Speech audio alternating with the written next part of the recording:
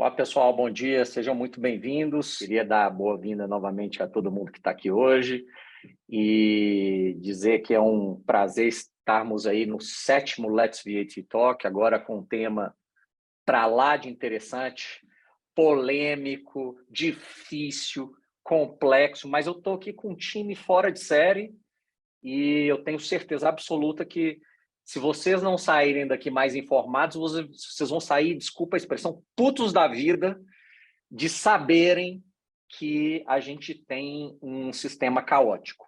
E quando eu falo de sistema caótico, não é só o brasileiro não, viu? A tributação sobre combustíveis, que é o nosso tema de hoje, no mundo, ela é mais complexa, né? Então, se a gente pega a tributação sobre outros produtos e serviços em países, por exemplo, da OCDE, você pode ver que ela não é a mesma, por exemplo, relacionada a outros produtos de consumo, né? Então, eu vou dar um exemplo da Alemanha, que é um país que eu morei, eu vivi muito tempo, e eu quero só mostrar uma coisa engraçada com vocês. Vocês estão vendo minha tela? Então, ok. Desculpa, Paloma, ter mexido na sua apresentação, tá? Mas a Alemanha, enfim, vocês já sabem que a Alemanha é o país que eu adoro. Mas olha só, primeiro, em relação à carga tributária sobre combustíveis na Alemanha, tá?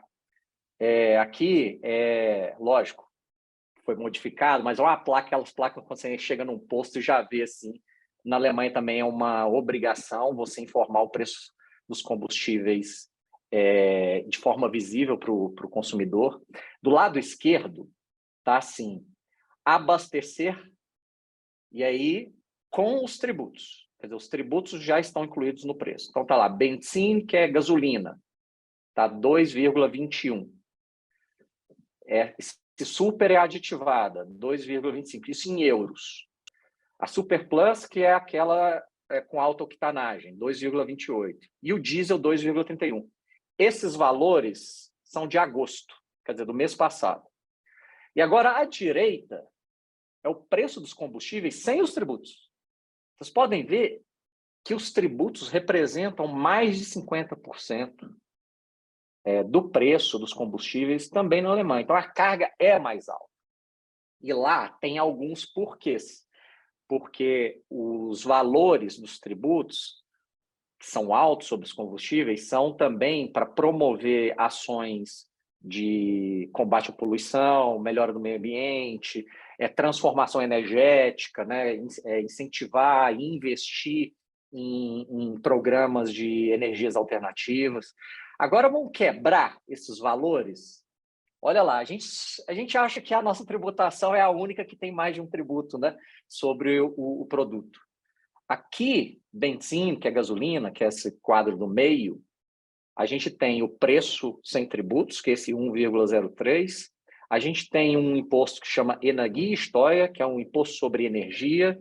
A gente tem esse CO2 Price, que é uma taxa sobre emissão de gases poluentes. E a gente tem o Mehrwertsteuer, que é o IVA, né? Que é o nosso ICMS. Então, a gente vê que eles têm 3 tributos sobre o produto. Então, assim, é complexo no mundo. Agora, por o mais complexo fora o Brasil, ainda assim é muito menos complexo do que aqui no Brasil. Então, é isso que a gente vai ver hoje. A gente vai ver qual é a tributação integral sobre a cadeia de petróleo, e aí upstream, midstream, downstream, e aqueles que não sabem o que é isso, nós vamos explicar rapidamente. Nós vamos dissecar, fazer uma operação salame, fatiar esses tributos.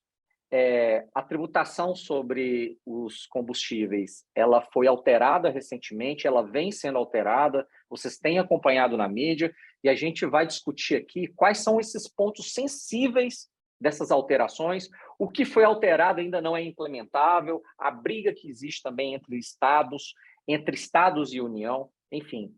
A gente vai tentar hoje, durante esse tempo que a gente tem aqui, mostrar quais são esses gargalos, mostrar o que existe na prática e o que a gente espera para o futuro, tá?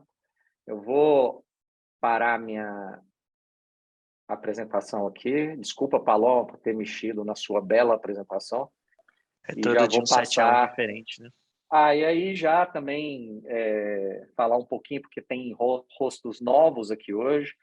A Mariana e o Guilherme vocês já conhecem dos outros episódios do Let's VAT Talk, mas hoje eu estou aqui também com o Paulo Leite, que é da nossa área de contencioso de negócios, e a Paloma, que também é da área de indiretos e aduaneiro, que está aqui e faz parte do nosso time. Gente, o palco está com vocês aqui. Vamos lá. Bom dia, pessoal. Hoje a gente tem uma grande missão aí de discutir um pouquinho sobre a tributação na cadeia do petróleo. Como o Paulo abriu aí para a gente, a nossa tributação, ela não é fácil. Perto de muitos países, ela é uma das mais...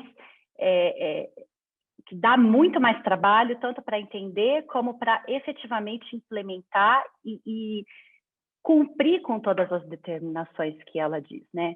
Nos últimos meses, ou melhor, no último ano, a gente tem sido bombardeado pela mídia, tanto a mídia escrita como a mídia na televisão, nas rádios, sobre o preço dos combustíveis. Por que que o combustível é tão caro? Qual que é o impacto fiscal dentro do preço? Realmente os tributos, eles impactam naquele preço final que a gente chega ali na bomba, que a gente enxerga?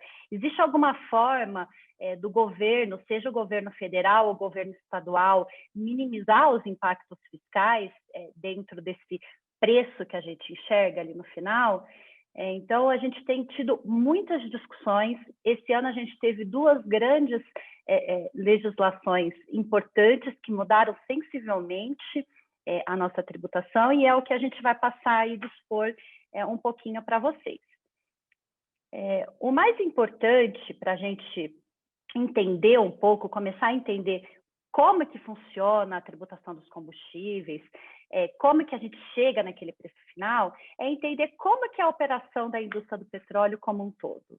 Tá? Então, como o Paulo mencionou, a gente tem basicamente 3 fases na indústria do petróleo. Uma fase de upstream, uma fase de midstream e uma fase de downstream.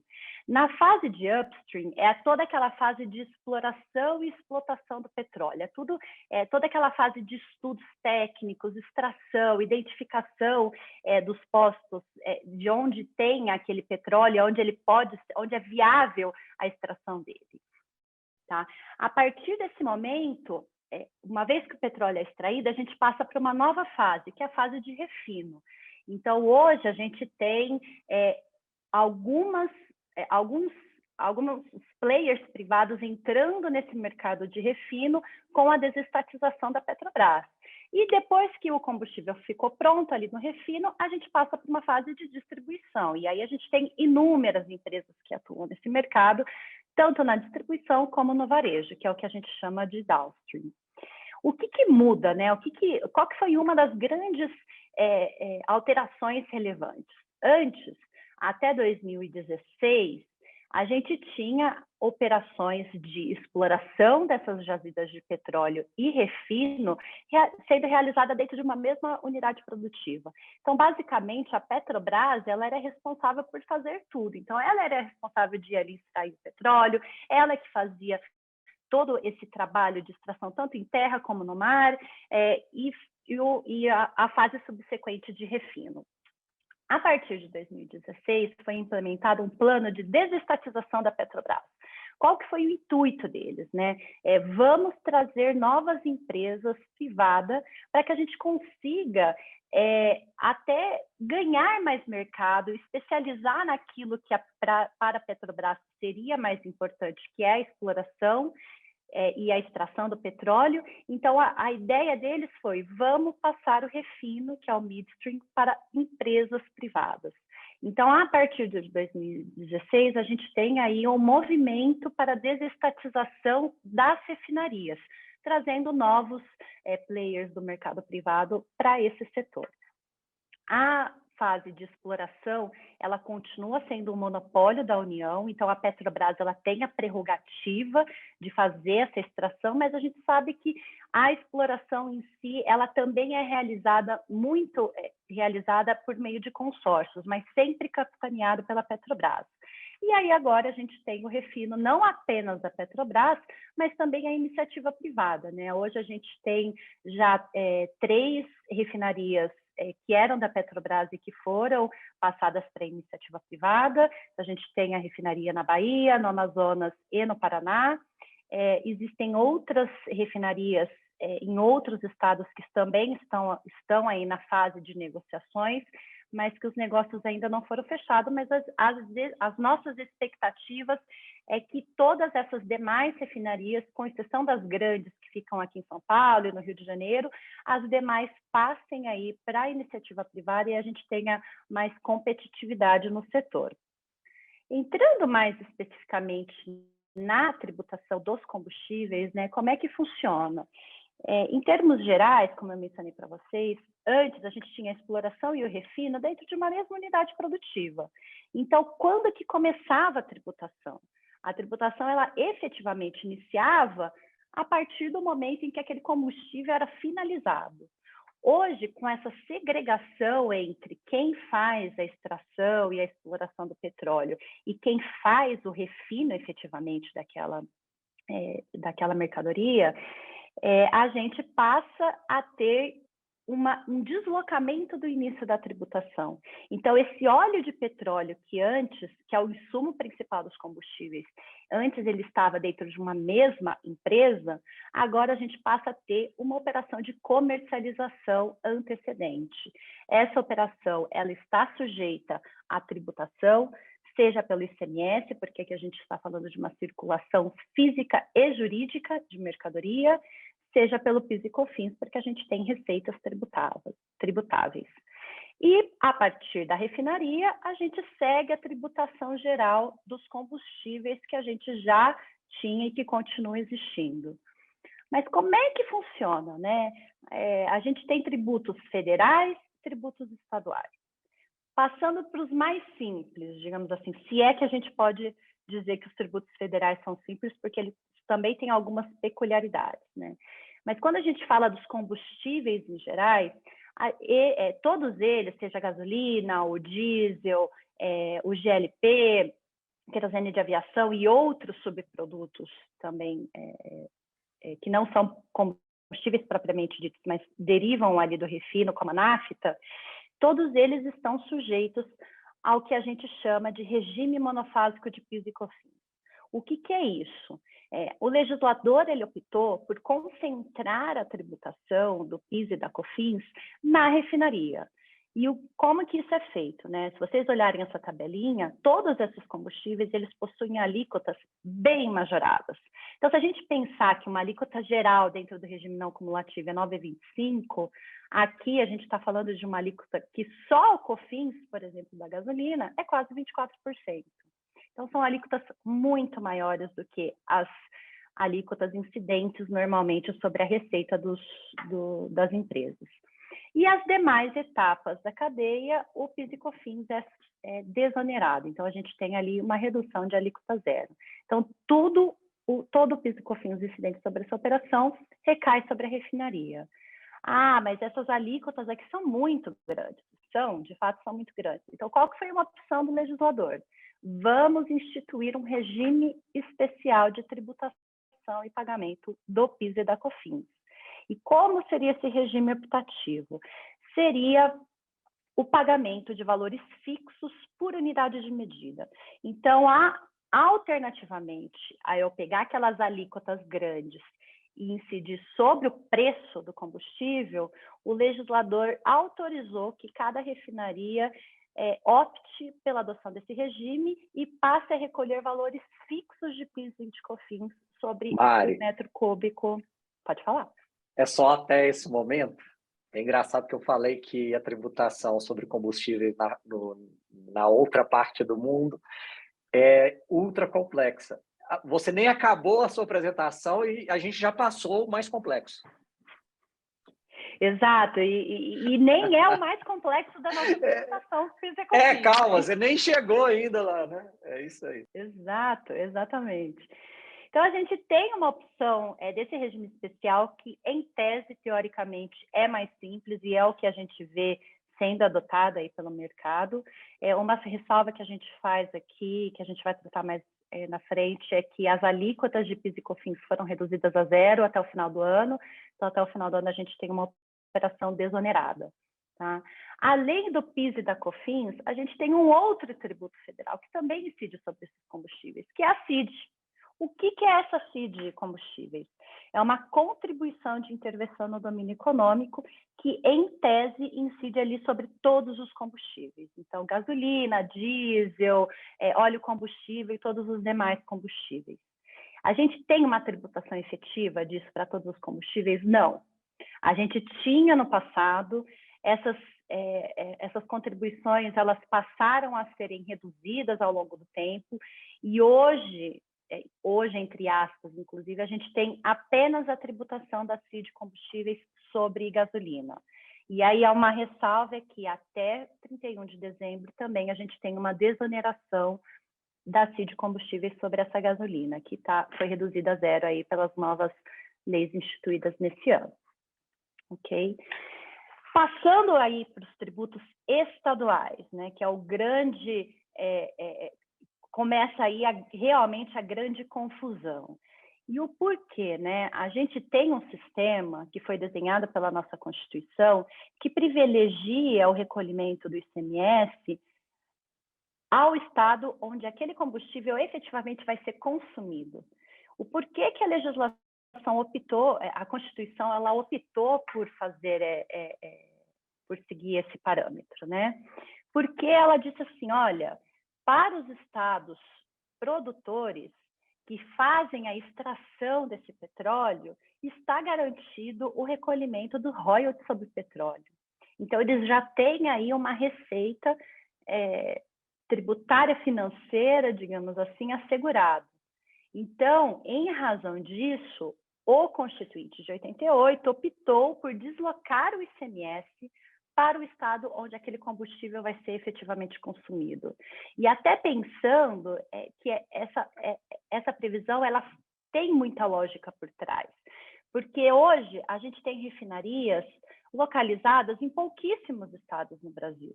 Né? Se a gente segue a regra geral que o imposto deveria ser repartido ali entre estado de origem e estado de destino, o estado de destino vai receber muito pouco ICMS nessa operação. E o estado de origem receberia muito imposto e mais royalties de petróleo. Então, é por isso que a nossa Constituição optou por fazer com que o ICMS, que é o imposto estadual, seja destinado integralmente ao estado de destino desse combustível. Então, se a gente pensa ali numa cadeia, desde a refinaria, passando pela distribuidora, varejo e o consumo, a gente também tem, assim como o PIS e a COFINS, uma concentração do recolhimento desse ICMS na primeira parte ali da cadeia, que é a refinaria. Então, é a refinaria que é responsável por recolher o ICMS, que deve incidir ali sobre todas as etapas da cadeia comercial daquele combustível. Quando a gente fala de uma operação interna, ocorrida num mesmo estado, por exemplo, uma refinaria aqui em São Paulo, ela recolhe ICMS próprio, devido para São Paulo, e mais um ICMS-ST, que é o que substitui aqui todos os ICMS das demais etapas da cadeia. Ok? Até aí, tudo bem. É a regra geral de substituição tributária existente para todos e quaisquer produtos sujeitos à substituição tributária. É simples? Não é, porque temos algumas peculiaridades que a gente vai já logo tratar. Aqui, só fazendo uma observação em relação ao ICMS, hoje, como é que é a nossa sistemática? Nós temos alíquotas que variam aí de acordo com cada produto e de acordo com cada estado. Então, antes, sem entrar aí na questão da Lei Complementar 194, que trouxe aí o princípio da essencialidade, que a gente vai tratar nos slides seguintes, a gente tinha um cenário em que alíquotas não eram sensivelmente uniformes em todos os estados. Então, se a gente pega a gasolina, a gente vai aí de uma tributação de 27% em São Paulo, por exemplo, a 34% no Rio de Janeiro. O diesel varia aí de 12, 15, 16, o GLP também, a gente tem aí, por exemplo, em São Paulo, que é 13,5%, Minas Gerais, que é 18%, então a gente não tem uma uniformidade. Então, todos os estados, todas as refinarias e todas as distribuidoras também, o que elas precisavam fazer? Controlar alíquotas incidentes sobre cada um desses combustíveis em todos os estados. A alíquota é a única coisa que eu preciso controlar? Não. Também preciso controlar a base de cálculo, porque para fins de combustível, o que vale não é em regra, tá? Alguns estados a gente tem uma exceção, mas em regra, a base de cálculo é o preço médio ponderado ao consumidor final, publicado a cada 15 dias. Então, além das alíquotas, os estados, as refinarias, as distribuidoras precisam controlar qual que é o preço parâmetro para a tributação em cada um desses estados, sendo ele alterado de 15 em 15 dias. Então, como a gente mencionou, se fosse uma operação dentro do mesmo estado, beleza, não tem grandes preocupações e não tem grandes distinções em relação àquelas operações sujeitas à substituição tributária que a gente já está acostumado. Qual que é o grande problema, né, que começa a surgir? Quando a gente fala de operações interestaduais. Então, as operações interestaduais, elas estão sujeitas à imunidade constitucional. Então, lembra que eu disse, a opção do Constituinte foi fazer com que o ICMS seja integralmente destinado ao estado de consumo daquele bem.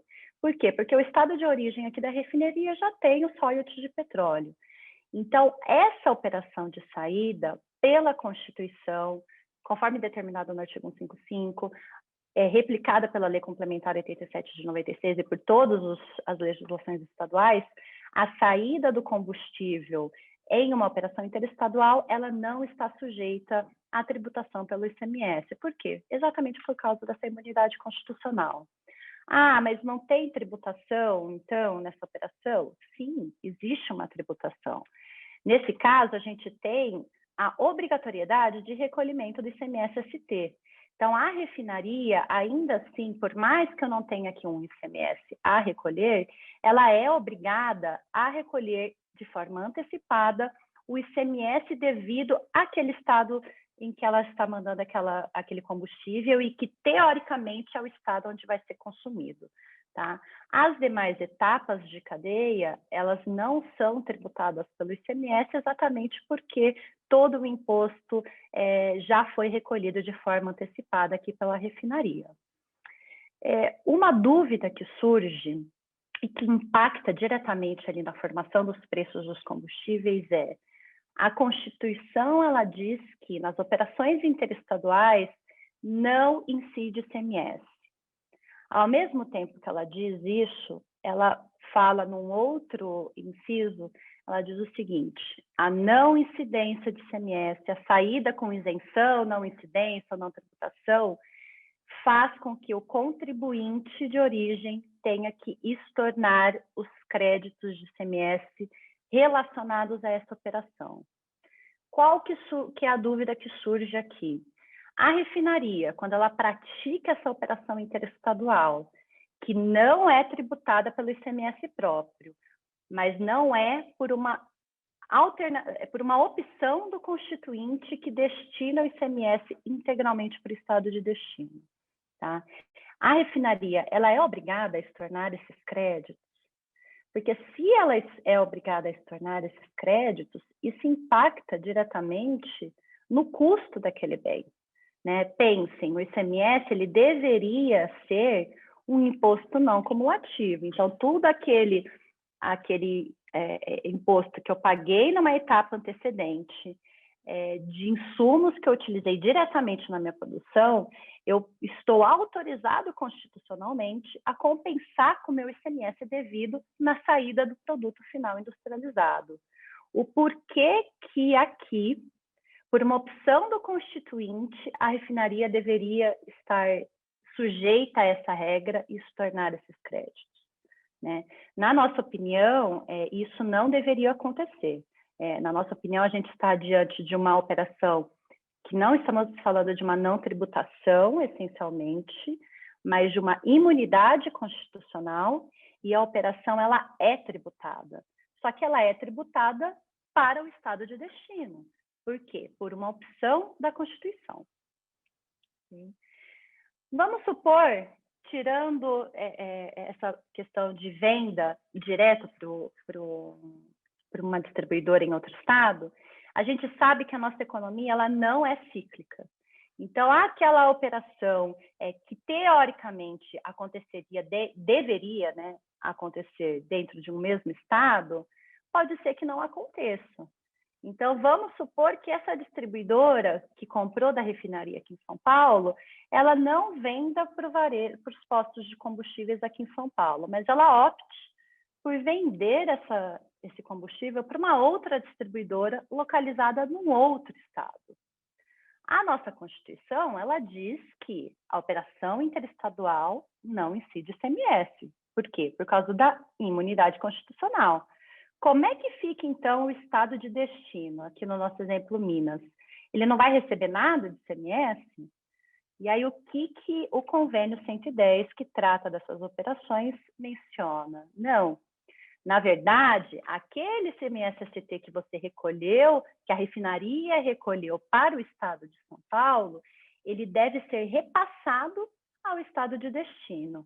Então, a distribuidora, ela tem a obrigação, mensalmente, de dizer, olha, aquela gasolina que eu comprei da refinaria aqui dentro de São Paulo, na verdade, eu não vou comercializar ela internamente. Eu vendi para a distribuidora lá em Minas Gerais.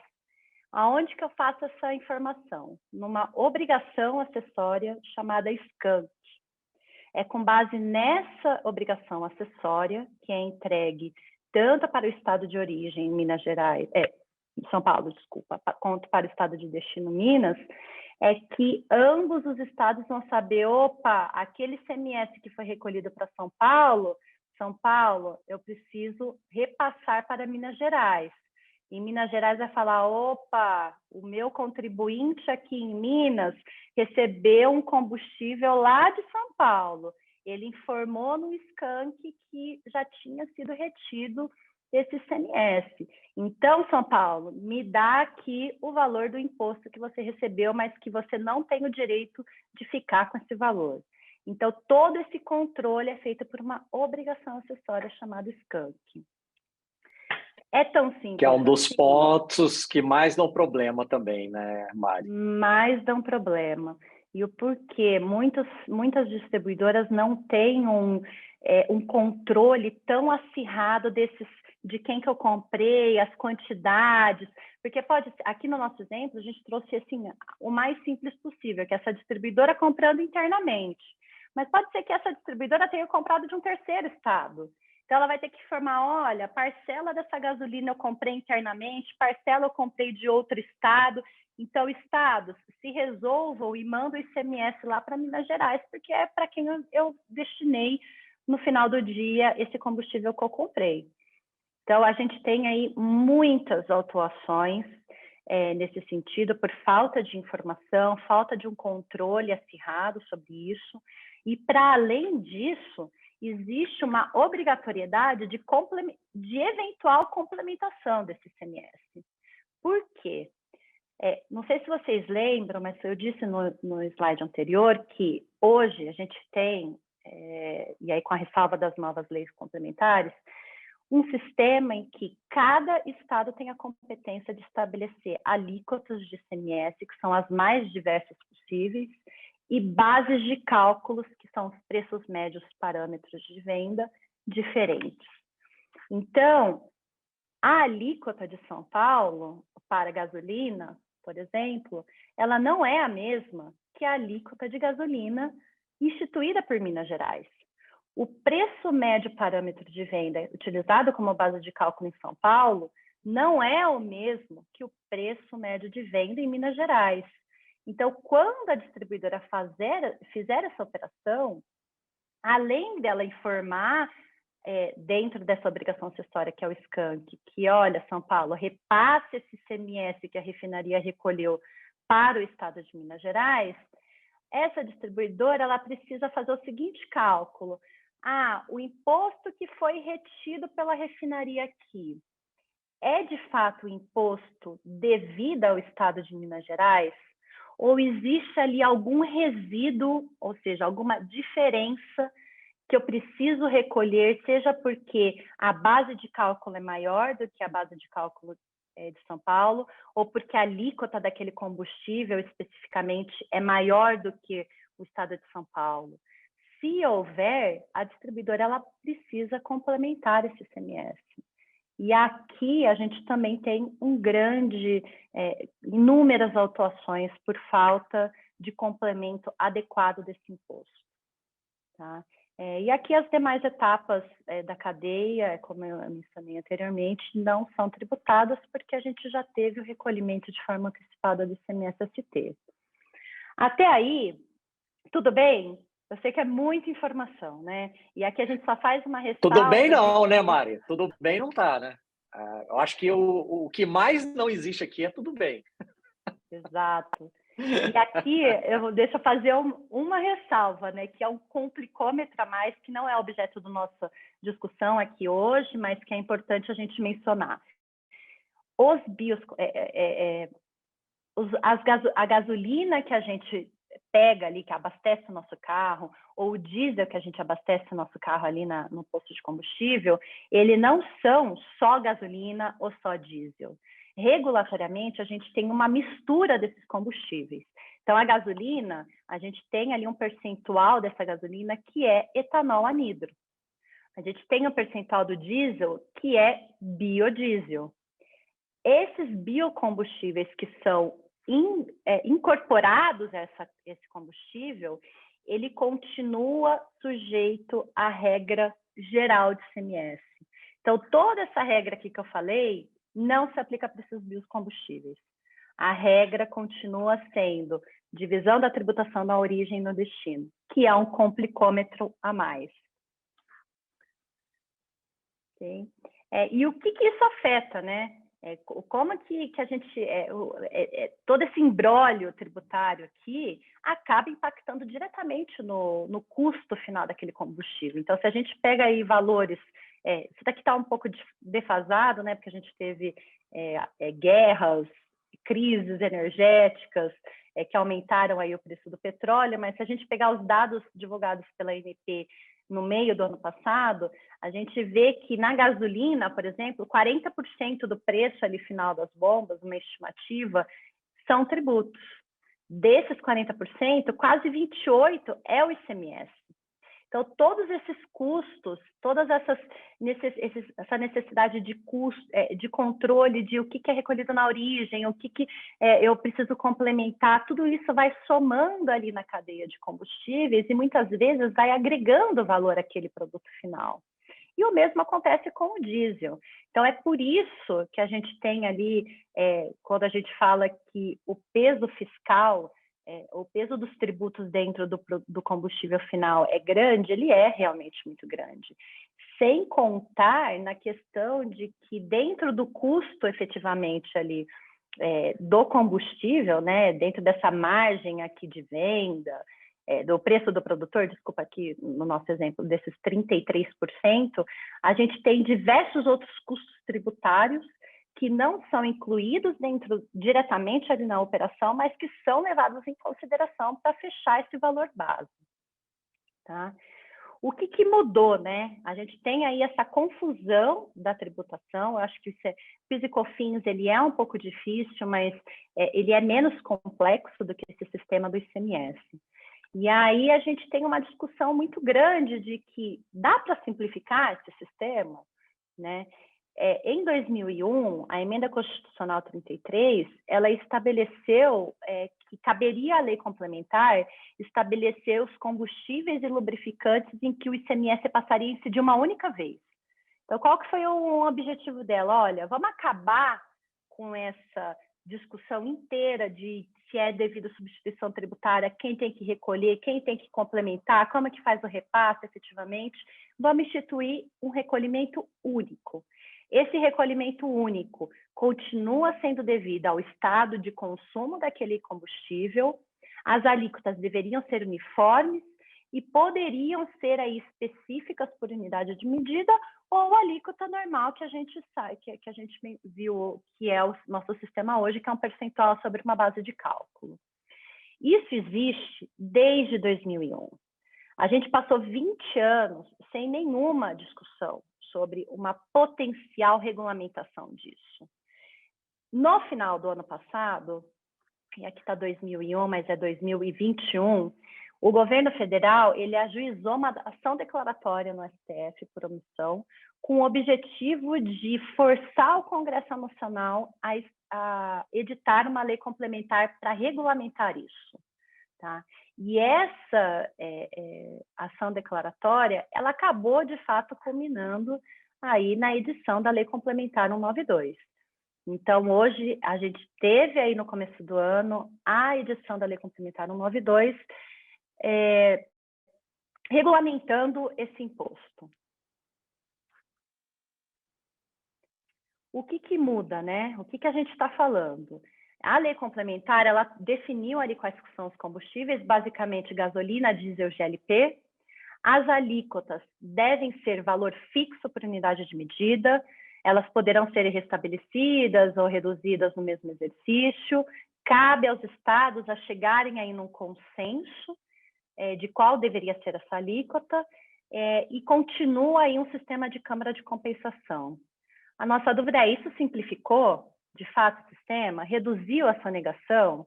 A gente tem algum impacto aí no Pacto Federativo? Né? O que mudou na prática? Hoje, a regra atual é tudo que a gente acabou de mencionar. Né? A regra nova, a gente deixaria de ter esse ICMS-ST, a necessidade de complemento, e passaria a recolher um único ICMS, sendo ele devido, seja para o estado inicial, aqui no nosso exemplo São Paulo, ou no estado de Minas Gerais.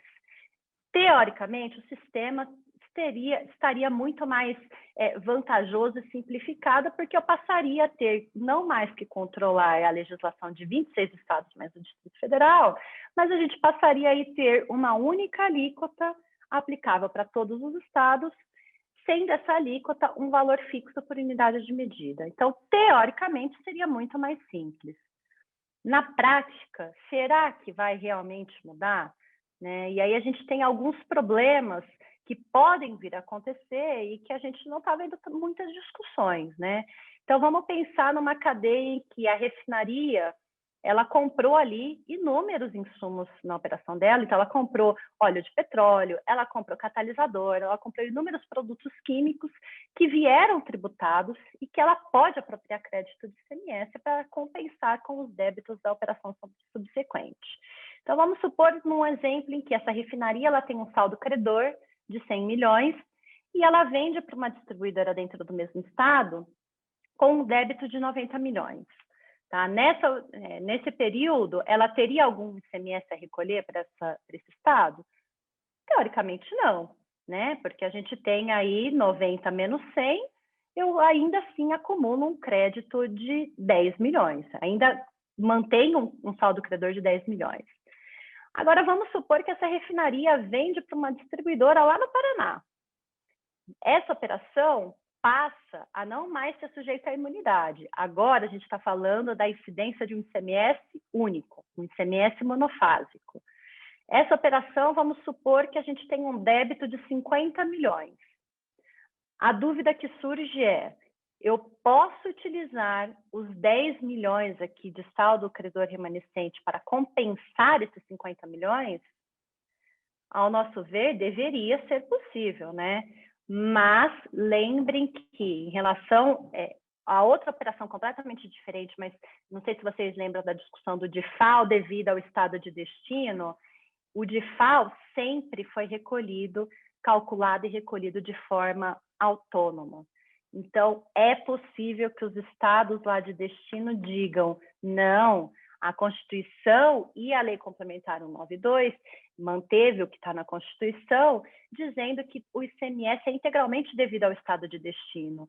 Então, esse imposto deveria continuar sendo recolhido por guia própria e de forma apartada. Então, é possível que a gente tenha aí que enfrentar o princípio da não cumulatividade. Agora, vamos pensar num outro exemplo, né? Como a gente mencionou, a nossa economia ela não é cíclica.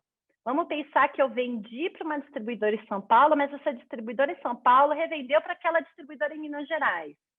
Como é que fica, né? Essa operação não vai ter ICMS, porque o ICMS ele incide agora uma única vez. Teoricamente, o imposto monofásico, ICMS monofásico incidente aqui na operação anterior, deveria ser repassado para o estado de consumo. Então, deveria ser repassado para Minas Gerais. Mas, nessa operação, lembrem-se, a gente não teve um recolhimento efetivo. Por quê? Porque a refinaria, ela compensou os débitos dela com saldo credor. Então, ela não recolheu efetivamente, não teve um dispêndio de caixa nessa operação. Ainda assim, o Estado de São Paulo, aqui no nosso exemplo, precisa efetivamente repassar valores caixa para o Estado de destino, né? A unidade de origem aqui em São Paulo, ela vai ter que arcar com todo o custo da operação. Então, são assuntos que não estão regulamentados e que a gente vai ter que passar a pensar e discutir isso de como resolver essa operação, sobre a prerrogativa de que, se isso não for, se a não cumulatividade não for assegurado aqui, a gente vai acabar criando um ICMS cumulativo, o que vai de encontro com os dizeres da Constituição. Gui, você quer falar das alíquotas? Só antes do Gui pegar o volante. Então, assim, 2 pontos me chamaram bastante atenção na sua apresentação. Parabéns, Mari, você trouxe aí, eu acho. Gente, que é muito corrido, quem... mas eu tentei ser assim, o Parabéns. mais direto possível, mas eu sei que o assunto é denso, pessoal. Sim, é porque muitas pessoas acabam confundindo isso porque falta técnica e falta também um jornalismo que entenda do assunto. Que aquelas alíquotas que você mostrou da ANP, aquilo, gente, não é a carga tributária efetiva. Aquilo é a carga tributária visível, porque a gente tem resíduos expurgos dentro do preço dos combustíveis que não são perceptíveis. Então, no final das contas, no final do dia, o custo fiscal dentro desse preçozinho aqui, de 5,09, é muito maior, é muito mais representativo, porque ali atrás foram pagos tributos que entraram dentro do custo porque não tem crédito de imposto, porque foi pago e não tem não cumulatividade. Quer dizer, existem tributos ali dentro que não são perceptíveis. Outra coisa é essas alterações que a Mari trouxe, é que vocês sabem que a corda sempre arrebenta pelo lado mais fraco. Quem é o lado mais fraco dessa operação? O contribuinte. Então, a gente tem que ficar de olho mesmo. Existe uma confusão do que é direito tributário e do que é direito financeiro. Tá? O direito tributário ele é muito claro na Constituição, a não cumulatividade do ICMS, não tem nem questão, é não cumulativo, mas os estados se esquecem disso e a corda arrebenta efetivamente para o lado mais fraco, que é onde nós estamos, nossos contribuintes. Só para a gente ficar de olho, que muita coisa ainda vai rolar até a virada do ano. Gui, desculpa não, imagina, te atrasar aí. Era até nesse tópico que eu queria, ainda antes de falar da alíquota, é que a gente tem que lembrar, a Mari comentou, mas para frisar, não necessariamente o saldo credor daquele primeiro, do estado onde está a refinaria, ele foi formado com recolhimento de ICMS feito para aquele estado. Então, pode ser que a gente tenha um recolhimento, a refinaria ela comprou ali ativos, ela comprou catalisadores e outros produtos químicos ali que são utilizados no seu processo, que parte ou todo o saldo credor que a gente tem ali naquele mês, ele foi de um ICMS que foi recolhido para o outro estado. Então, a gente entende o problema que o estado também está, do ponto de vista financeiro, e é realmente, se o estado aí de São Paulo, no exemplo, tivesse que repassar um valor para o qual não foi recolhido nada para ele, existe um prejuízo do ponto de vista de finanças públicas, mas olhando do ponto de vista tributário, isso não poderia fazer com que o contribuinte recolha duas vezes. Isso é o que é uma questão que a gente vê recorrentemente o contribuinte tendo que arcar com esse custo e, inclusive, aumenta aquela carga tributária que a gente viu ali no 509. Bom, exatamente. E só para complementar, Gui, muito bom o seu ponto, eu tinha esquecido de mencionar, e como o Paulo bem mencionou, a gente não inventa tributo e as empresas elas não vão arcar com esse custo, né? A gente tem que lembrar que esse custo é repassado no valor do combustível. Então, se a gente não resolve como operacionalizar isso, ou como fazer com que a refinaria consiga efetivamente utilizar esse saldo credor, sem ter que ter um novo encargo aqui de um repasse de algo que ela sequer recebeu, a gente vai ver isso sendo repassado no preço base dos combustíveis. É algo natural, né? Nós, consumidores ali finais, que vamos ter que arcar no final do dia com todo esse custo. É isso. Bom, e aí, falando um pouquinho dos problemas que surgiram aí esse ano, acho que todo mundo deve ter acompanhado aí muitas notícias que foram saindo. A gente teve, no começo do ano, uma primeira tentativa de controle de preços dos combustíveis que estava chegando em um valor, não só no Brasil, mas no mundo inteiro, estava chegando em um valor muito alto.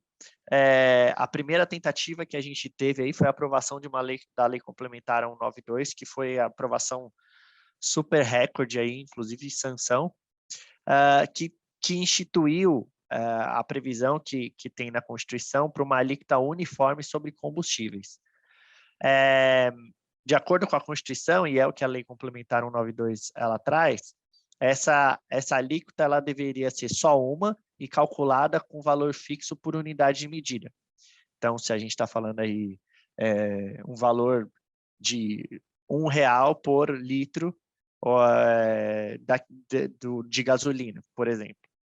Mas essa definição, a lei ela não traz. Ela fala, olha, a alíquota tem que ser essa e o CONFAS, que é onde a gente faz a deliberação dos estados, vai definir qual que é o valor fixo de unidade de medida. Os estados eles fizeram isso poucos dias depois para o diesel. Só que o que era para ser uma alíquota única virou 27 alíquotas únicas de ICMS. Por quê? Porque os estados criaram um fator de equalização de carga tributária. O que isso significa? Bom, 27 alíquotas únicas, cara, isso é só no Brasil. O Brasil, você não precisa inventar piada, ele já inventa piada para você. Não, assim, as 27 alíquotas surreal, únicas cara. É um tema maravilhoso, porque o que os estados fizeram? Não, a alíquota é única, é R$1 por litro, é essa daqui mesmo, mas cada estado tem aí uma liberalidade para reduzir de acordo com o que enfrenta na sua realidade. E isso ele chamou de fator de equalização. Pode falar, Maria. Foi até pior, né, Gui? Porque a gente, não sei se todo mundo sabe, mas a gente tem dois tipos de diesel. Diesel S10, diesel S500. Hoje, se a gente pega a nossa legislação, a alíquota do diesel é uma única só. 18%, 20%, 25%. O que esse convênio disse é, olha, a alíquota base do diesel S10 é essa, mas cada um dos 27 estados determina uma alíquota específica. Para o diesel S500 é essa, outra diferente, e aí cada estado definiu outras alíquotas. Então foram 50 mais de 50. 54. E aí a gente... Exato. Eles fizeram isso por meio desse fator de equalização de carga tributária. Então, quase como se o Estado estivesse dando um benefício. Olha, a alíquota é essa daqui, mas eu vou ser bonzinho e eu vou reduzir um pouquinho aqui para a minha realidade. Obviamente, isso foi objeto de ação judicial, tivemos aí várias ações declaratórias de infuncionalidade que chegaram no Supremo, uma delas foi a 7164, e aí foi concedido uma liminar pelo ministro André Mendonça, que suspendeu os efeitos do convênio 16. Só que a ADI 7164, ela está falando somente sobre o diesel. Então, a gente teve aí, poucos dias depois da liminar, um aditamento da inicial para poder regulamentar também a parte da gasolina, do diesel e do GLP. Bom, o que veio depois? A gente teve também em outra aprovação recorde, a Lei Complementar 194. A Lei Complementar 194, ela não é só para combustíveis, tá? Então, isso é a primeira coisa que a gente precisa ter em mente em outras discussões que a gente vai ter daqui para frente. Ela vem instituir uma série de regras envolvendo combustíveis, energia elétrica, inclusive telecom, e também o serviço de comunicação. E dentre essas alterações que ela fez, ela vem e fala o seguinte, olha, para fins de tributação do ICMS, os combustíveis, a energia elétrica e a comunicação são considerados essenciais e não podem ser considerados supérfluos. Então, a lei complementar ela traz essa primeira regra. Qual é o contexto dessa regra? É um julgamento que o Supremo concluiu neste ano, dizendo que, e aí foi para energia elétrica e combustível, e comunicação, perdão, dizendo que, sendo produtos essenciais, eu não posso ter uma alíquota superior à alíquota base do Estado. Então, é uma tese que não vamos entrar tanto no tema aqui agora, porque já até passou, mas a tese basicamente era o ICMS ele pode ter alíquotas diferentes, mas as alíquotas diferentes elas têm que ser em função da essencialidade de cada produto. Se o produto ele é essencial, ele não pode ter uma alíquota maior do que a alíquota base para todos os outros produtos. Então, o STF definiu isso para energia elétrica e comunicação, veio a Lei Complementar 194 e fala, olha, energia elétrica, comunicação e combustíveis são considerados essenciais, para tentar forçar a alíquota do ICMS sobre combustíveis para baixo. Como a Mari mostrou ali naquele quadrinho, a gente tinha alíquotas em São Paulo de 27%, por exemplo, sobre gasolina, e isso força com que a gente tenha uma redução das alíquotas para a alíquota base. Em São Paulo, 18%.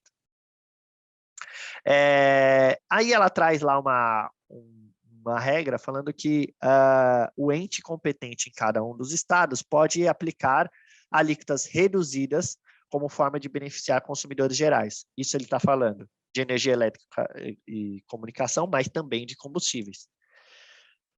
Bom, aqui parece que ele está validando a regra das 54 alíquotas diferentes só para alíquotas únicas para diesel. É uma interpretação um pouco complicada, depois a gente fala um pouquinho sobre ela, mas esse item ele deixa essa margem de interpretação. E ao final, ele ainda vem e fala, olha, já que eu estou instituindo uma alíquota, estou dizendo que eu não posso ter uma alíquota de combustíveis superior à alíquota base do Estado, eu também vou fazer com que os estados não possam reduzir a alíquota do ICMS sobre combustíveis em um patamar superior ao atual. Parece um pouco contraditório, mas é que o Congresso ele sabe como os estados são malandros, né? A gente está no Brasil. Quando veio o primeiro item, o que a maioria dos estados poderiam fazer? A minha alíquota base agora é 27%. Eu vou reduzir quase tudo para 18%, mas combustível continua com 27%. Sabendo como que diria o grande filósofo, né, Gui? Aquele grande filósofo conhecido de todos, Axl Rose, né? Welcome to the jungle, né? É impressionante, cara. Todo dia um malandro e um otário saem de casa. No meu caso, geralmente o malandro a parte aí de aumentar a tributação. A gente tem aqui uma vedação já a isso. Só que isso aí, a gente tem outras regras que vão derivar disso. Hoje a gente tem alíquotas, como a Mari tinha mostrado lá no quadrinho dela, tem a alíquota de GLP em São Paulo a 13%. Então, essa alíquota, que é um combustível derivado de petróleo, ela não pode ser superior. Ah, mas a minha alíquota média é 18 em São Paulo. Paciência, você tributava 13, você não pode mais aumentar. Bom, ainda nas confusões que vieram, a gente teve o convênio 80, que revogou o convênio 16, que era aquele que instituía 54 alíquotas únicas, muito por conta da decisão liminar no STF, e veio um novo convênio, dois novos convênios, 81 e 82, que estabelecem uma base de cálculo provisória para o diesel e para os combustíveis, para os demais combustíveis, sendo a média móvel dos preços praticados nos últimos 60 meses. Essa é outra regra difícil também da gente conseguir implementar sem um auxílio aí do CONFAS. Uma coisa que é interessante é que o convênio 82, que fala dos demais combustíveis, ele fala que essa média móvel aí para os demais combustíveis, ele tem a vigência até 30/9 ou até a decisão na ADI 7164. A gente teve mais uma decisão na ADI 7164.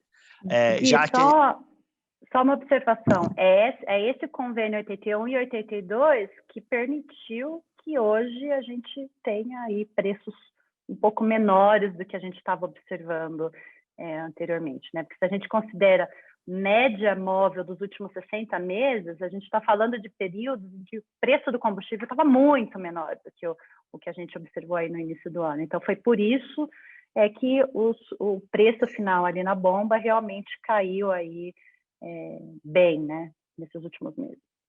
Perfeito.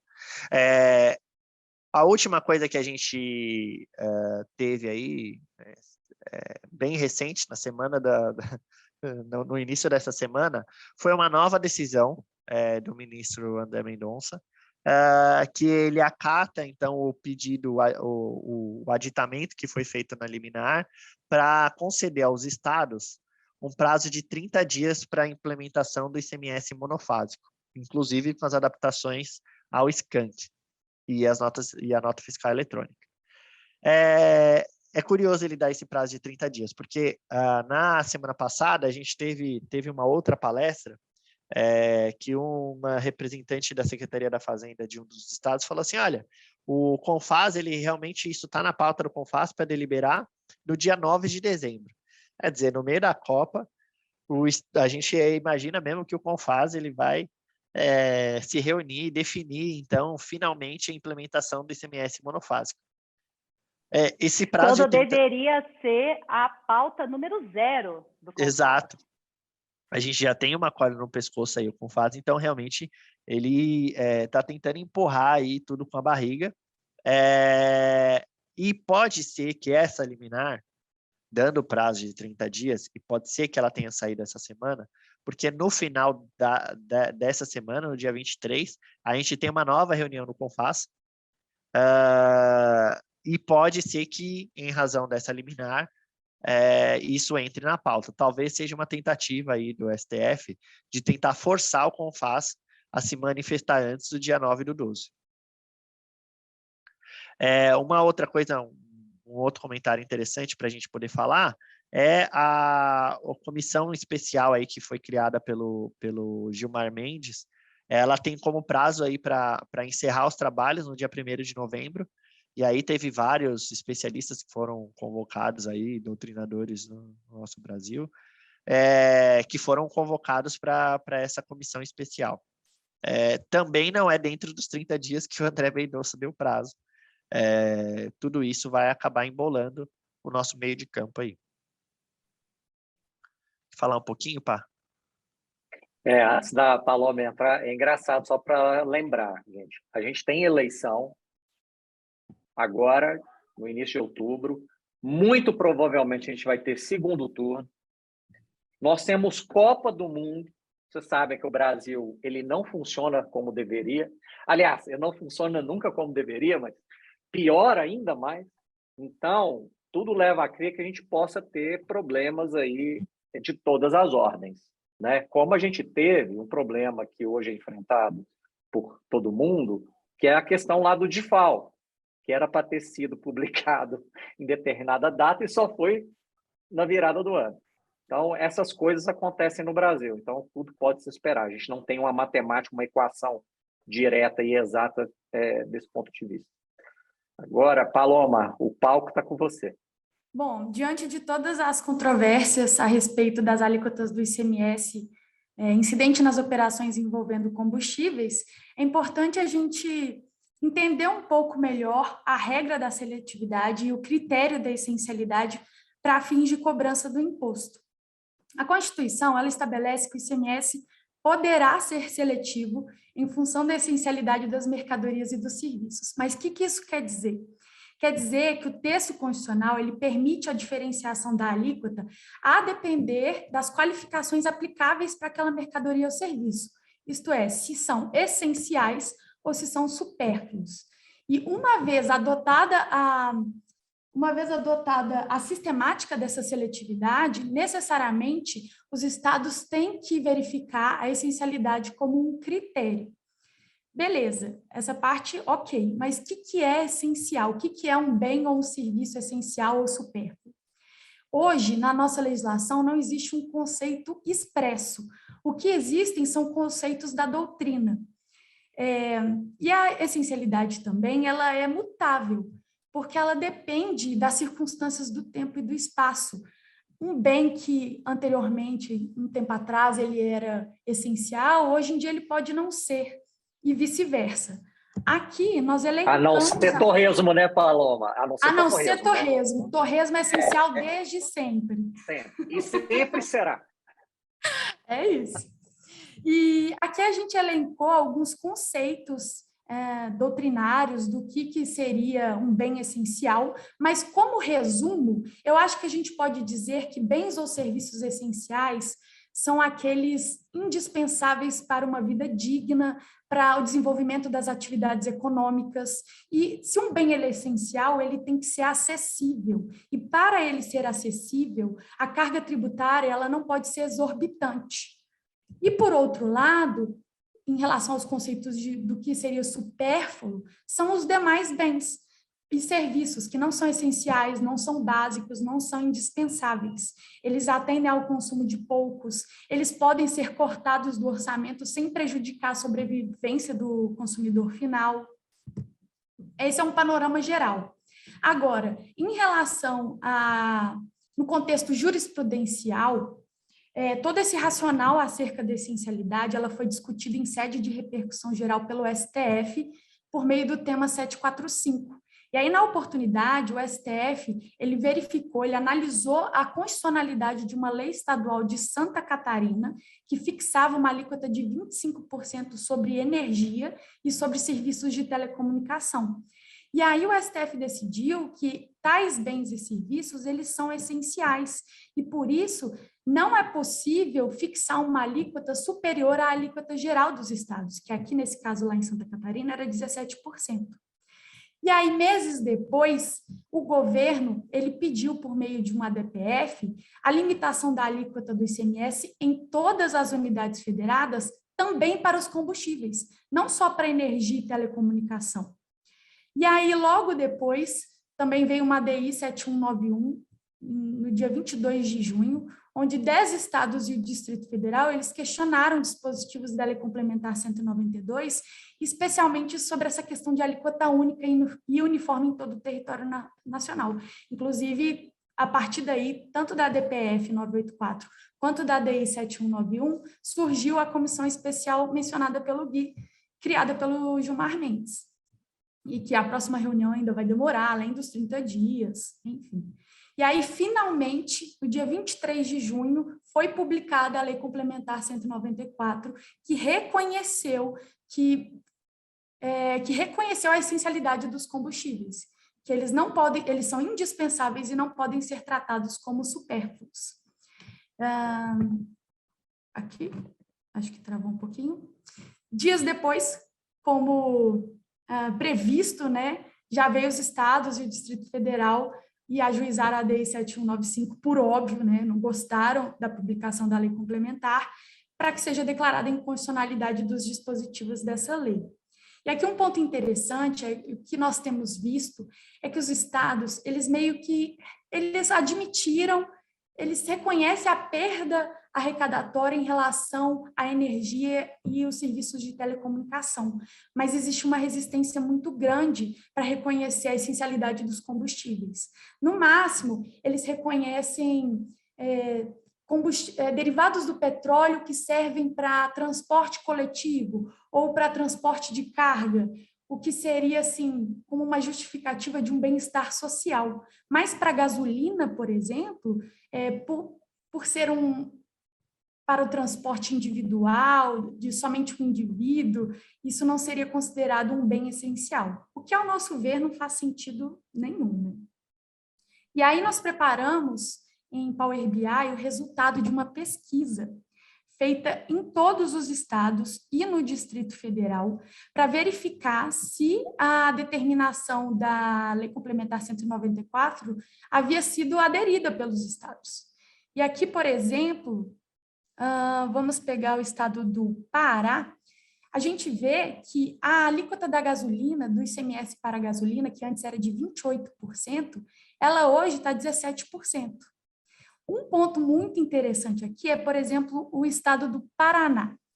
A base legal para a redução da alíquota da gasolina foi o boletim informativo.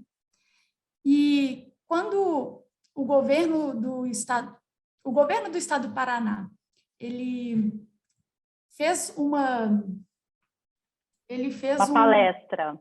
Uma palestra, um evento, um webinar, exatamente, Mário. Quando ele fez uma palestra, um representante do governo, ele mencionou que a redução da base legal por meio de boletim informativo foi estratégico.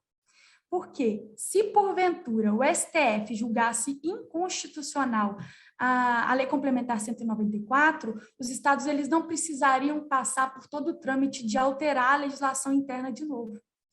Então, tanto o Paraná, São Paulo, que foi a base legal por meio de informativo, Mato Grosso, nota informativa, Goiás, olha, a alíquota do ICMS em Goiás, a gasolina era 30% e passou para 18%. Então, uma diferença muito significativa, né? Quer dizer, o próprio administrador público declara em webinar aberto as peripécias. Cara, é surreal como nós vivemos nesse país em que o fisco não é eles, o fisco é nós. O fisco trabalha para nós. O fisco gera os nossos recursos. Mas aqui no Brasil a gente vê um contra o outro, né? E contra eles. Eles brigam entre eles. Né? É surreal isso. Ô, Paulo, o conceito de estratégia do grego estratégia é interessante porque a gente sabe que muitas vezes o legislativo ele não está acompanhando o executivo. Então, se os caras fazem via lei a alteração da alíquota e tem essa mudança de julgamento, numa paulada só, eles vão ter que entrar e discutir isso no Poder Legislativo, o que deveria ser a regra. Faz parte da democracia. Mas a gente tem essa malandragem que foi feita e muito bem explicada aí pela Paloma. Mas um ponto que eu queria retomar aqui, e o Paulo Leite pode complementar muito bem, é o artigo 24, parágrafo 4º da Constituição Federal, que ele menciona que a superveniência de uma norma geral da União, ela suspende a eficácia de lei estadual no que lhe for contrária. Então, ao nosso ver, nem precisaria de uma nova lei ou de um novo decreto para que essas alíquotas não sejam fixadas em patamar superior às alíquotas gerais dos estados. Exato. Eu acho que, assim, muito embora você não possa tributar com base numa lei complementar, como os estados eles já trazem já tem a lei instituindo uma alíquota, o que aqui eu acho que, e talvez essa tenha sido a estratégia dos estados de não atualizar via lei, fazer meramente via boletim informativo ou qualquer outro veículo, é justamente esse ponto. Quando a lei complementar ela limita, então assim, e a Constituição fala que ela tem esse poder de suspensão, ela está suspendendo no que a lei ordinária ela está fixando uma alíquota superior. Então assim, a partir do momento em que é editada essa lei complementar, os estados já não podem, a lei ordinária que fixa uma alíquota superior ao patamar geral, ela já é por si só inconstitucional para todos os efeitos, ela perde o seu fundamento de validade. Se tem uma discussão se ela perderia como um todo ou não, não me parece razoável que ela perca como um todo o fundamento de validade, de que seria uma burocracia talvez desnecessária, até pensando em toda essa questão que envolve arrecadação. Um ponto que você mencionou, Paloma, que eu acho que é importante aí dessa última ADI ajuizada pelos estados, eu acho que tem duas questões importantes, acho que para eles baterem tanto na questão dos combustíveis, né? Acho que você apontou muito bem, eu acho que a arrecadação é muito grande dos combustíveis, então por isso que eu acho que eles ficam questionando muito isso. E dois é que o Supremo, quando ele julgou aquela questão da essencialidade, ele julgou apenas para a telecom e para a energia, né? Ele não tratou dos combustíveis, então acho que eles veem isso como uma matéria ainda um pouco em aberto, então assim, vamos tentar salvar por aqui. Eu acho, uma coisa hoje em dia, no mundo que tenta reduzir a emissão de gás carbônico, você tentar reduzir, não considerar a gasolina como bem essencial, é uma coisa, mas assim, vamos combinar que o Brasil, toda a matriz rodoviária que se utiliza, assim, o tanto a gente viu com greve dos caminhoneiros, como o país para se a gente não tiver diesel, se não tiver, como isso é essencial para o Brasil, porque isso daqui, no fundo, vai interferir até em comida, o preço dos combustíveis. Então, assim, seja direta, seja indiretamente, os combustíveis, eles são muito essenciais no mundo e no Brasil ainda mais, considerando a matriz energética que é adotada aqui.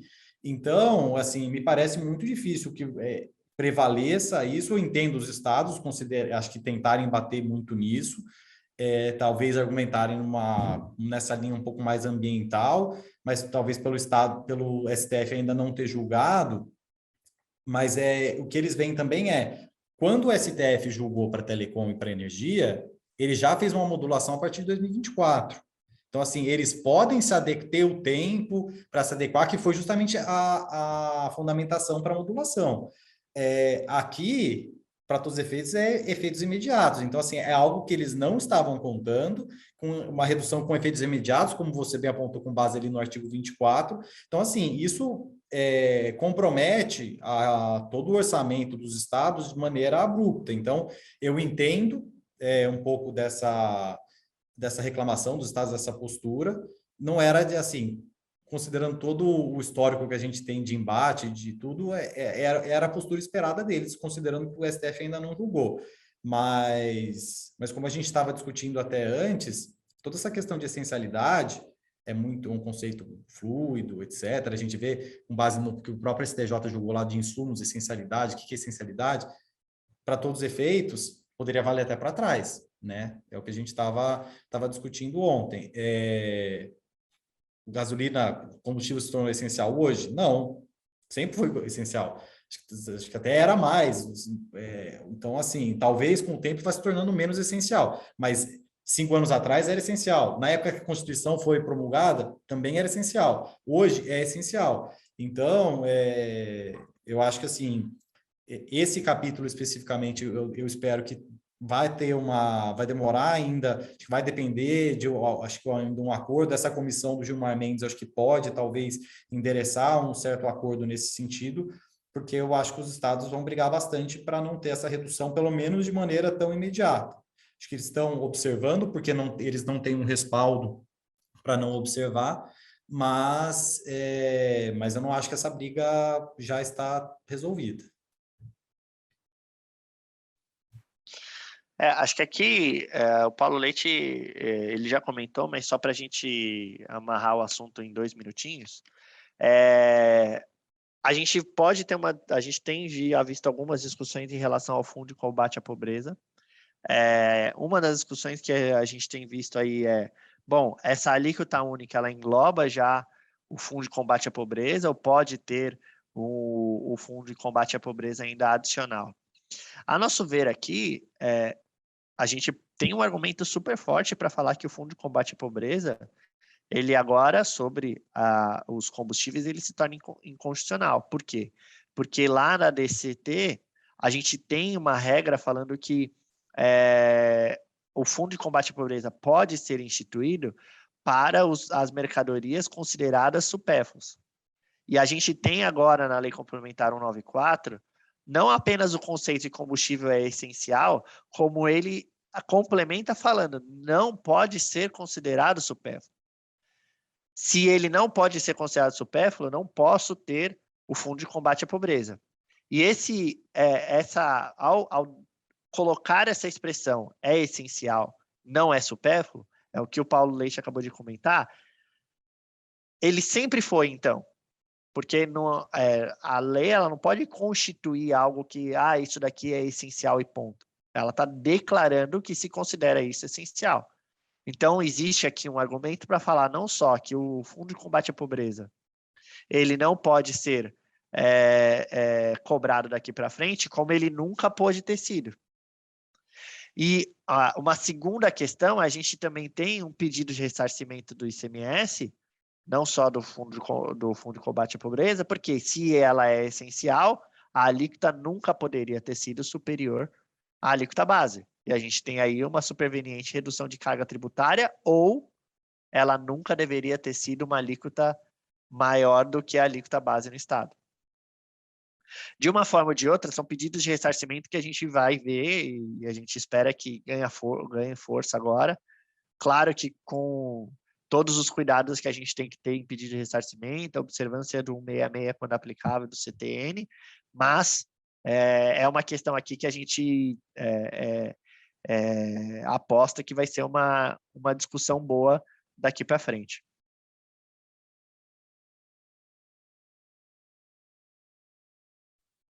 Quer falar aí, Paulo? Claro, eu vou acelerar aqui, já que a gente já avançou um pouco no horário das perguntas. Aqui, com relação ao PIS e a COFINS, a gente teve acho que uma sequência aqui de alterações que gerou assim, muitas dúvidas e questionamentos aí do setor para a gente. Quando veio originalmente a Lei Complementar 192, e foi zerada, né, a alíquota aí de PIS e de COFINS até o final desse ano, foi assegurado o direito de crédito para todas as pessoas da cadeia, incluindo o adquirente final, tá? Logo na sequência, acho que o governo percebeu que tinha dado mais do que talvez gostaria, eles editaram a medida provisória 1118. Aqui, alguns podem estranhar o fato de ser uma alteração de lei complementar via medida provisória, mas é que esse dispositivo específico da lei complementar, ele é um dispositivo que poderia ter sido veiculado via lei ordinária, então por isso ele pode ser alterado via MP. E eles excluíram essa previsão do direito do adquirente final, tá? Então, incluindo o direito de crédito somente para produtores e vendedores, fazendo referência àquele artigo 17 da Lei 11.033, que é aquela lei do reporto, que já gerou toda uma discussão de direito de crédito na aquisição de bens sujeitos ao PIS/COFINS monofásico. O que aconteceu aqui? Houve o ajuizamento dessa ADI 7181 para questionar essa alteração, essa limitação da medida provisória que retirou o direito de crédito para os adquirentes finais. E daí, o que o Toffoli fez numa medida cautelar que depois veio a ser referendada agora em agosto pelo plenário? Ele falou, quando você retira esse direito de crédito, você está majorando carga tributária, e por isso você tem que observar a anterioridade nonagesimal que é aplicável aqui ao PIS e ao COFINS. Então, essa medida cautelar ela retroagiu ao momento da edição da medida provisória, valendo 90 dias. Então, para adquirentes finais que teriam direito de crédito, nesse período de vigência, desde a edição da lei complementar até 90 dias após a edição da medida provisória, que seria em agosto, você tem aí são 5 meses mais ou menos, um direito de crédito que pode ser pleiteado em linha com o que o Supremo decidiu. O Supremo falou, você tem direito de crédito. Falou, o Toffoli ele até chega a mencionar, em regra não há direito de crédito nisso aqui, mas o legislador pode estabelecer, e estabeleceu aqui, e para você retirar, você tem que observar a anterioridade. Depois disso, veio a Lei Complementar 194 e mexeu mais uma vez. Eu acho que já o governo federal, para evitar uma discussão que já teve ali, por exemplo, do direito de crédito no piscofins monofásico, eles alteraram e falaram que esse direito de crédito seria somente para despesas acessórias e instituiu um mecanismo ali de crédito presumido para essas aquisições. Mas acho que o que eles buscaram restringir foi evitar um novo embate, como já aconteceu no passado ali no direito de crédito de piscofins monofásico, mas isso foi feito por meio de 3 diplomas legislativos, até o governo chegar, acho que em algum ponto que ele entendeu que seria suficiente para evitar uma nova discussão. Eu, assim, peço desculpa por ter sido assim, um pouco rápido, mas, assim, eu acho que o legislativo abriu margem para contribuintes, para adquirentes finais, para revendedores pleitearem um direito de crédito. Isso ainda está em aberto, porque você pode fazer isso via ressarcimento, você pode registrar esses créditos, até a edição aí da Lei Complementar 194.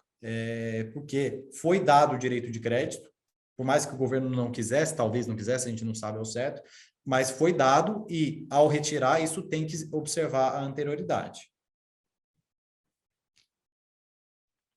Eu acho que o que a gente tem visto aí, ó, a mídia veicular, se poderia ir além do prazo da Lei Complementar 194, né, Paulo? Se teria que ainda assim observar a anterioridade ali da decisão do Dias Toffoli. Assim, eu acho que a anterioridade nonagesimal seria o correto, assim, mas daí, para quem ficou de fora, na 194, que não foi objeto da decisão do Dias Toffoli, mas, a meu ver, como pelo mesmo racional que foi adotado em relação à MP, valeria o mesmo racional para a Lei Complementar 194. Pessoal, acho que a gente cumpriu aí com todo o nosso cronograma. Eu acho que teve uma pergunta aqui em relação a diferenças entre derivados de petróleo e lubrificantes que efetivamente fossem sintéticos. E aí eu faço só uma ressalva no meu discurso que eu fiz anteriormente. Toda aquela tributação do ICMS vale para derivados de petróleo. Então, a gente sabe que existem alguns combustíveis, por exemplo, óleo combustível de xisto, que não é derivado de petróleo, é derivado de outros insumos ali. Para esses, segue a regra geral do ICMS, não é essa regra que a gente tratou aqui hoje, discutiu hoje. Acho que é isso, pessoal. Vocês querem fazer declarações finais? Sim. Acho que agradecer aí todo mundo pela participação, lembrar que esse vídeo a gente compartilha publica no YouTube, compartilha o material. A gente deve fazer o nosso próximo VAT Talk aí no mês que vem. Já deixando o convite, a gente já vai mandar aí depois para vocês. E agradecer também nosso time aí que sempre ajuda a gente na elaboração do material. Obrigado pelo convite aí, pessoal. Vocês são os protagonistas aqui. Eu e a Paloma viramos coadjuvantes aqui, participação especial. Mas acho que assim, é muito legal ver o resultado assim, de todas essas apresentações. Acho que a gente está endereçando vários pontos bastante interessantes e assim, essas discussões recentes, a gente tenta acho que trazer questões atuais, né, que eu acho que é importante, e passando por setores distintos também, porque a gente sabe acho que para tentar atender todo mundo, e acho que parabenizar e espero ser convidado aí para mais outras, espero que a atuação tenha sido aprovada para estar nos próximos episódios. Vamos passar pelo comitê, E a gente depois avisa. Faço das palavras do Paulo as minhas. Espero que seja o primeiro de muitos V8 Talks. Obrigada, Obrigado, pessoal, pela pessoal. participação. Encerrando aqui. Valeu, pessoal. Tchau, tchau. Um abraço. Tchau, tchau.